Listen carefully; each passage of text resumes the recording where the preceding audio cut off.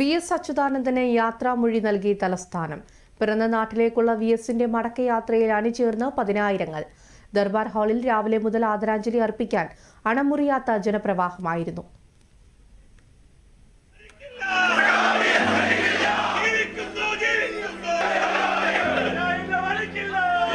രാഷ്ട്രീയ തട്ടകമായിരുന്ന തലസ്ഥാന നഗരി വികാരനിർഭരമായ യാത്രയയപ്പാണ് പ്രിയ നേതാവിന് നൽകിയത്.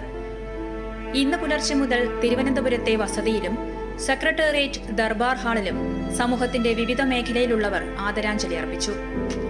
ഭൗതിക ശരീരം ദർബാർ ഹാളിലേക്ക് എത്തിക്കുമ്പോൾ തന്നെ ആയിരക്കണക്കിന് ആളുകൾ അവിടെ എത്തിയിരുന്നു. ഗവർണർ, മുഖ്യമന്ത്രി, മന്ത്രിമാർ ഉൾപ്പെടെ സമൂഹത്തിന്റെ നാനാതുറകളിലുള്ളവർ ദർബാർ ഹാളിലെത്തി ആദരാഞ്ജലി അർപ്പിച്ചു.